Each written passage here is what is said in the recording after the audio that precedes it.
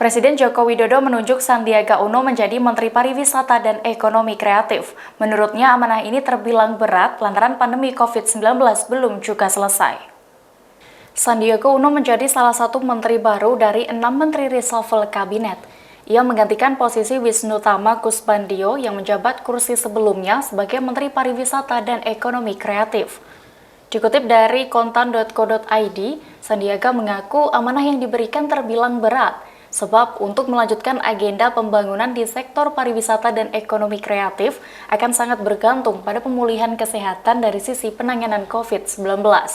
Ia berkomitmen agar jutaan lapangan pekerjaan di sektor pariwisata maupun ekonomi kreatif yang kemungkinan berjumlah belasan atau mungkin puluhan juta harus diselamatkan. Sebab sektor pariwisata dan ekonomi kreatif diyakini akan menjadi salah satu lokomotif pasca pandemi COVID-19 untuk membuka lapangan kerja seluas-luasnya dan menghadirkan kesejahteraan bagi rakyat masyarakat Indonesia.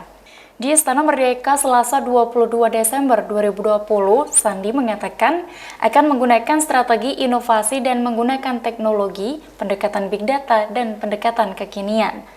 Hal ini untuk memetakan baik dari segi potensi maupun penguatan dan memastikan para pelaku sektor pariwisata dan ekonomi kreatif bisa bertahan dan menangkap peluang menjadi pemenang.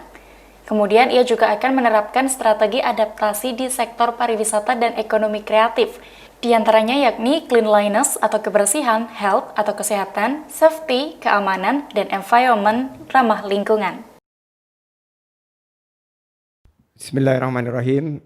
Assalamualaikum warahmatullahi wabarakatuh. Salam sejahtera bagi kita semua.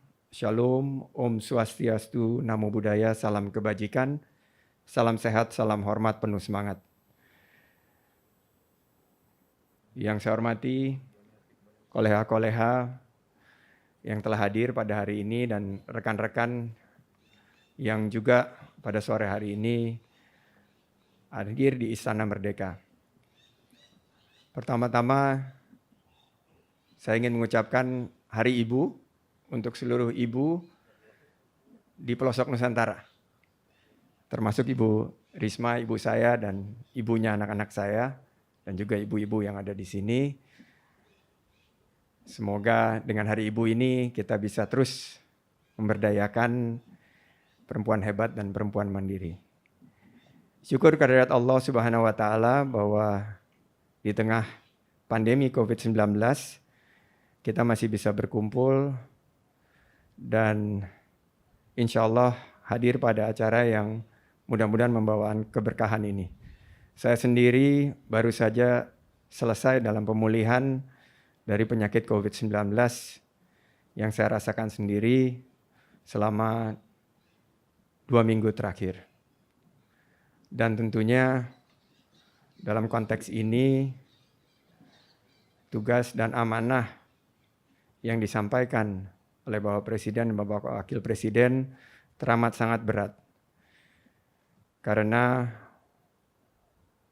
kebangkitan bangsa Indonesia untuk pulih dari COVID-19 dan melanjutkan agenda pembangunan terutama di sektor pariwisata dan ekonomi kreatif akan sangat bergantung pada pemulihan kesehatan dari sisi COVID-19 dengan upaya kita menerapkan protokol kesehatan yang ketat dan disiplin.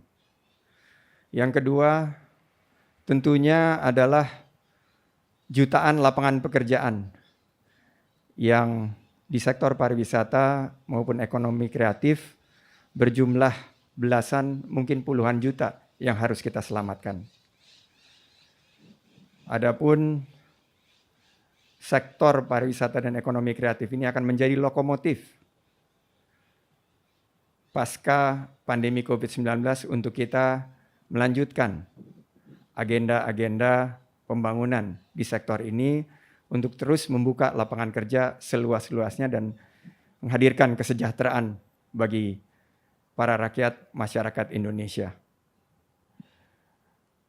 Terakhir, strategi yang mungkin bisa diadopsi adalah strategi inovasi dengan menggunakan teknologi, menggunakan pendekatan-pendekatan big data, pendekatan kekinian untuk memetakan baik dari segi potensi maupun penguatan dan memastikan